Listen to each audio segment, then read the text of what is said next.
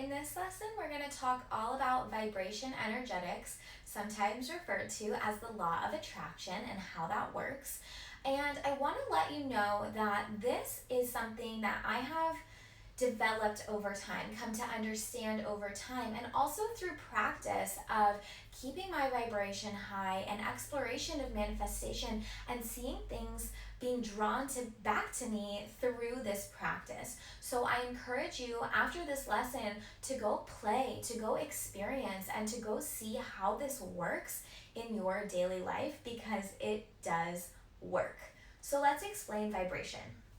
Vibration is how every single thing exists, from molecules to atoms to outer space to us to our DNA to source energy. Every single thing vibrates, and it's how we communicate as beings. And so source energy vibrates extremely high, to the point that our brains can't understand that high vibration, which is why it's so important for us to vibrate as high as we can so that we can communicate with our spiritual teams who exist in the high vibration of source energy. High vibration feels good.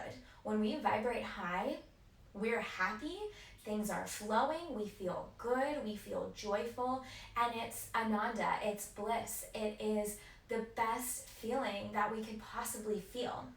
When we vibrate low, that's when things start to feel heavy, sad, anxious, stressful, angry, fearful, because that's not the same vibration as source energy, right? Those are lower vibrations that do not serve our body, because we are meant to vibrate high.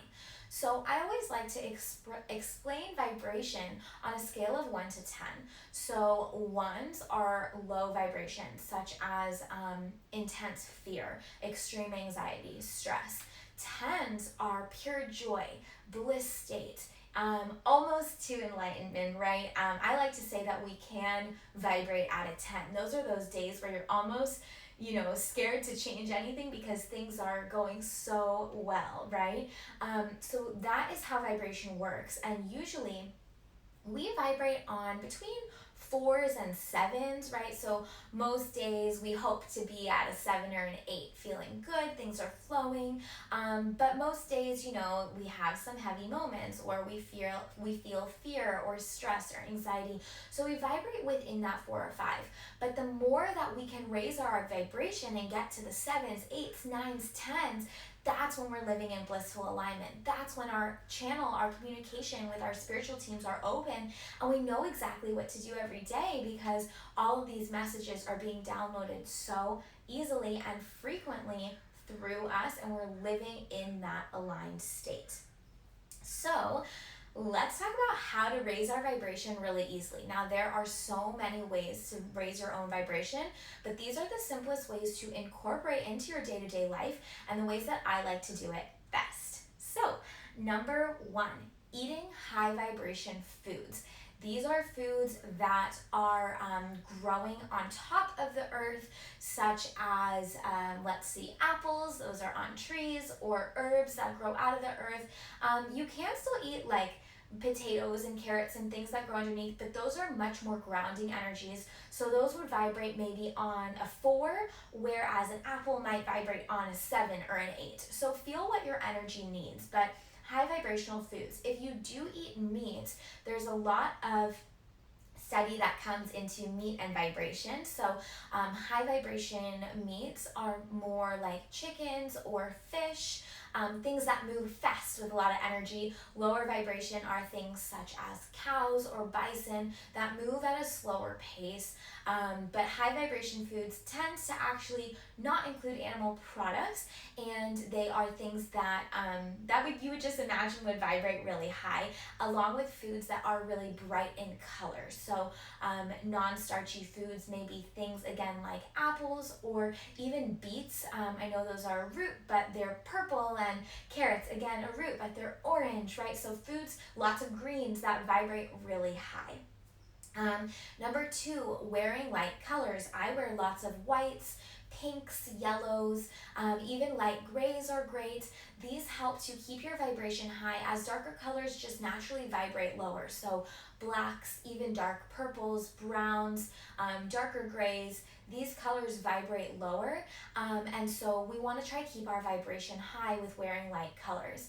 Now, that said, check in with your vibration because dark colors do serve purpose. So let's say that you're an empath or you're feeling a lot of people's energy and it's just getting to be a lot, then I would recommend wearing black for a couple days, just protecting your energy, let their vibration bounce off you.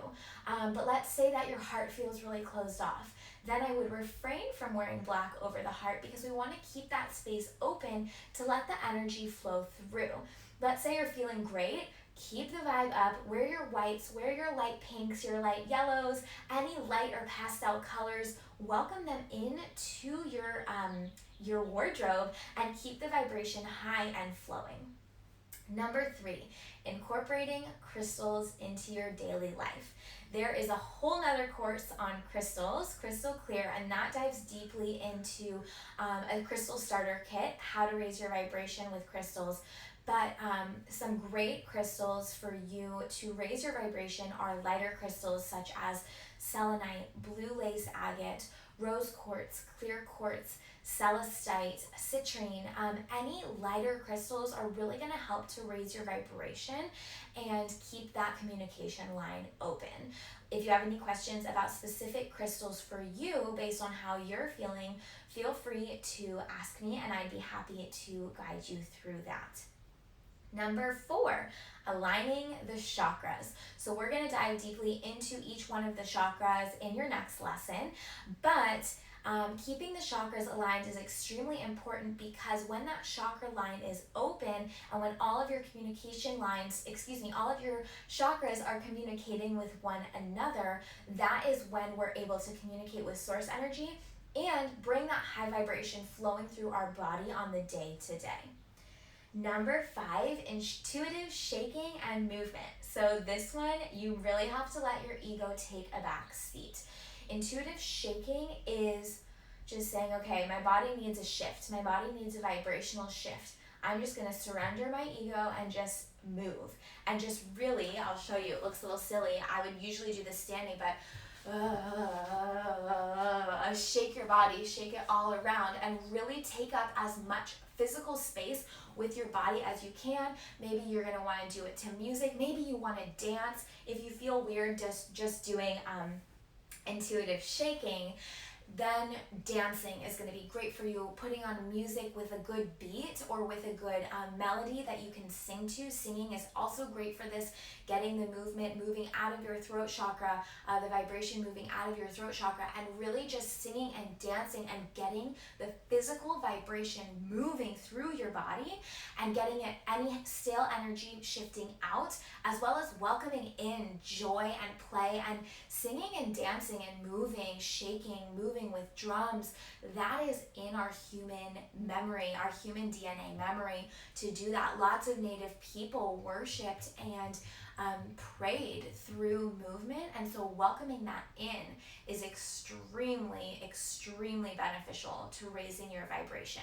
So let the ego take a back seat, have yourself a dance party, go ahead and do some intuitive shaking and see how that raises your vibration and how you feel so much better afterwards. Now, number 6 is breath work. So some examples of high vibration breath work are Nadi Shodhana, which is alternate nostril breathing, as well as fire, breath of fire. So Nadi Shodhana, you use your fingers. I'm going to show you now, and you place your thumb on one nostril, and then you're going to use your ring finger on the other nostril. So you breathe in, switch, breathe out, keeping your finger where it is, breathe in,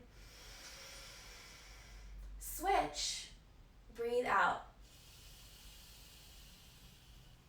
And you're going to repeat that round of breath to raise your vibration.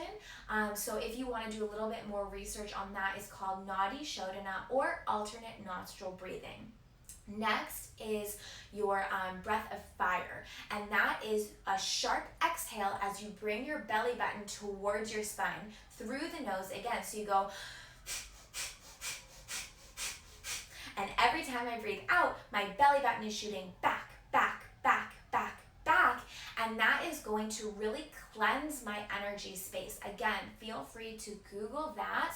Another one is lion's breath. This one looks a little silly, but you stick out your tongue, close your eyes or keep your eyes open, and you send your gaze up to your third eye point. So you breathe in deeply, exhale. That one looks really silly, but it's really great for cleansing out the throat chakra and keeping all of your breath moving. Finally, deep inhales and deep exhales. If you're not in a place where you can do one of those rounds of breath, then you're just going to want to breathe deeply, inhaling, exhaling. And with every inhale, you imagine white light coming into your space. And with every exhale, you imagine stale energy leaving your body.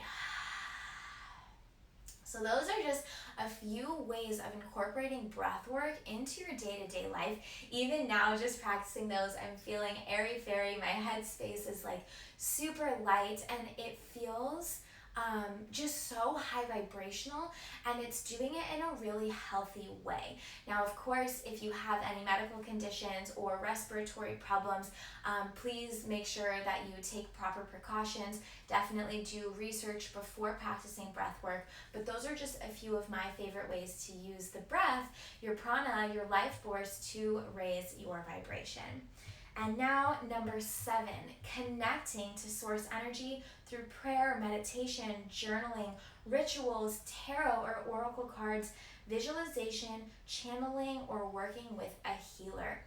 Now, those are extremely sacred ways to connect to your spiritual team, to open your channel. We're going to dive into those a little bit later in this course, as well as physically meeting your spiritual team. But it's a really important to develop your spiritual practice, develop your daily rituals, so that you can keep that line of communication open, as well as to feel the support of your spiritual team and feel them with you, communicating through you, working for you and with you every single day.